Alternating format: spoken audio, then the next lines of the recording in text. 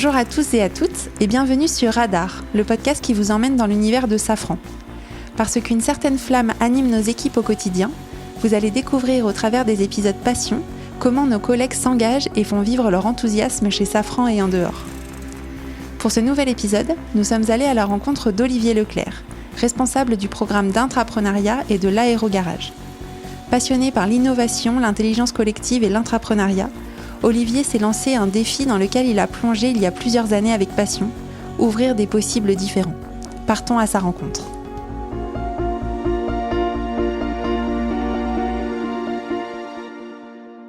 Bonjour Olivier.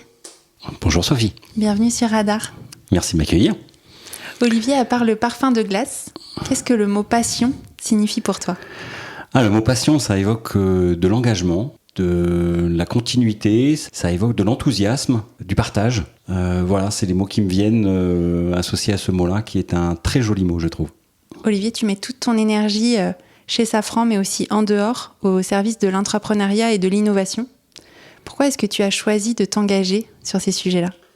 Je suis pas certain que j'ai complètement choisi de m'engager sur ces sujets-là. Je pense que je les ai trouvés et qu'ils m'ont plu. Ça fait très longtemps que je travaille sur le sujet de l'innovation. L'intrapreneuriat a été un peu une découverte. Et en fait, l'intrapreneuriat est pour moi un peu un prétexte pour arriver à montrer qu'on peut trouver à l'intérieur des organisations des gens motivés, des gens qui ont plein d'idées, des gens qui ont envie de s'engager. Et je trouve que c'est un moyen de faire des « et » plutôt que des « ou ». Et ça, je trouve que c'est vraiment intéressant pour un peu lutter contre le côté normalisant que peuvent avoir les organisations.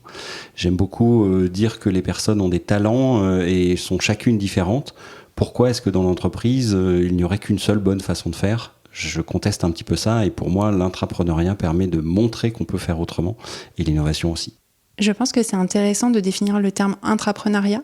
Pour moi, c'est très simple. L'intrapreneuriat, c'est des collaborateurs qui se mettent dans une posture entrepreneuriale à l'intérieur de leur entreprise. Donc, c'est des entrepreneurs dans l'organisation, ni plus ni moins. Alors, ça implique quand même beaucoup de choses. Ça implique de l'initiative de leur part, ça implique de la part de l'organisation de leur laisser un peu d'autonomie et d'autodétermination, on va dire ça comme ça. Mais c'est aussi un vaste levier pour mettre un peu plus d'agilité et beaucoup plus d'engagement dans l'organisation. Quand on parle d'entrepreneuriat, d'intrapreneuriat, d'innovation, on est souvent à l'avant-garde de certains sujets, de certains modes de fonctionnement. Et ce n'est pas toujours un long fleuve tranquille. Qu'est-ce qui te donne envie de poursuivre, malgré parfois les tumultes de ce fleuve ? Alors je confirme, ce n'est pas un long fleuve tranquille. C'est vrai qu'on parle souvent de l'ascenseur émotionnel des entrepreneurs. Je pense que de la même façon, cela existe pour les intrapreneurs et pour les gens qui pratiquent ou qui sont dans les métiers de l'innovation. Qu'est-ce qui me drive ou qu'est-ce qui me ressource ? Simplement le fait qu'il puisse y avoir des petites victoires ou des plus grandes victoires, ça c'est un point important. Le fait qu'on gagne en équipe, c'est pas le résultat d'une seule personne. Je crois pas qu'il y ait beaucoup de choses qui réussissent dans l'entrepreneuriat, l'intrapreneuriat ou l'innovation qui soient le fruit d'un seul cerveau, d'une seule paire de mains. C'est vraiment pour moi un travail collectif. Donc le fait que des personnes et des collectifs puissent se découvrir eux-mêmes et réaliser qu'ils ont les moyens de faire des choses et qu'ils n'ont pas besoin d'attendre l'autorisation de qui que ce soit pour pouvoir transformer. Et donc quand on se retrouve avec des personnes, des individus ou des collectifs qui réalisent qu'ils peuvent prendre leur destin en main et que ce destin-là, ils peuvent en être, je dirais, les maîtres, en tous les cas dans une certaine mesure, c'est en général de l'enthousiasme et moi ça me nourrit de voir cet enthousiasme, que les personnes se révèlent à elles-mêmes en fait. Qu'est-ce qui te rend le plus fier ? Ce point-là, d'avoir des personnes qui se révèlent à elles-mêmes, d'avoir des verbatims de personnes qui me disent je pense que j'ai enfin compris ce que ça voulait dire d'être aux manettes de mon développement personnel, professionnel, ce que je viens de vivre, cette expérience est quelque chose qui a un impact important, ça a changé ma vie, c'est des choses qui moi me motivent beaucoup.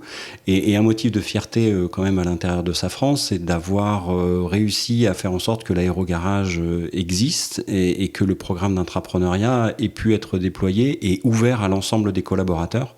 Voilà, ça c'est effectivement quelque chose dont je suis personnellement fier, et je suis fier aussi d'avoir une équipe qui porte ça et qui continue de le faire vivre à l'intérieur de Safran.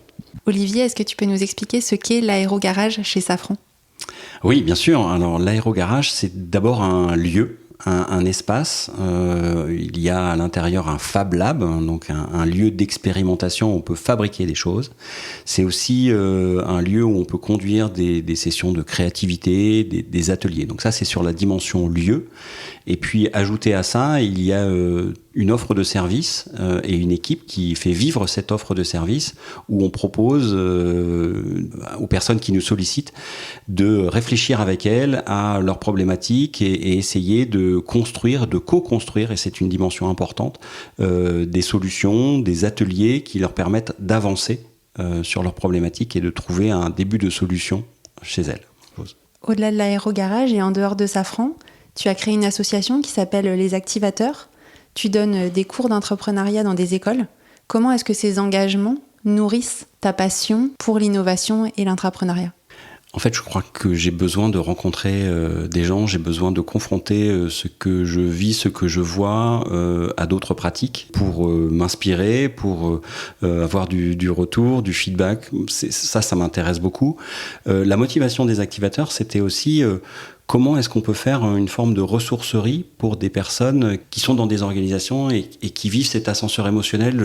Je réussis pas à avancer, c'est compliqué pour moi, est-ce que quelqu'un peut m'aider ? Et d'autres qui, au contraire, ont réussi à un peu craquer le système, entre guillemets, pour pouvoir avoir des partages de bonnes pratiques et de se filer des coups de main.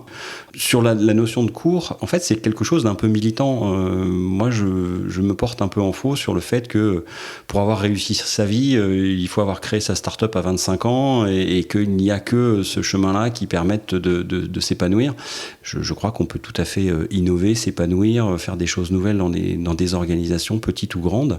Et pour moi, l'entrepreneuriat, c'est un moyen de montrer que oui, on peut entreprendre dans un contexte d'entreprise et donc expliquer un peu ça.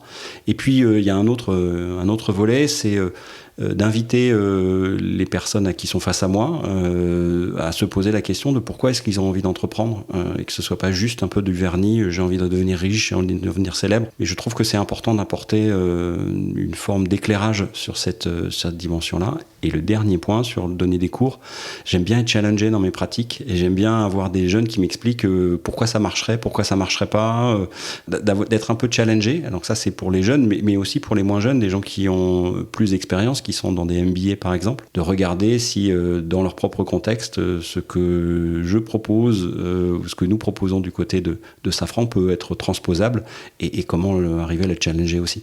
Qu'aurais-tu envie de dire aux personnes qui nous écoutent et qui ont envie de faire vivre avec autant d'enthousiasme leur passion ?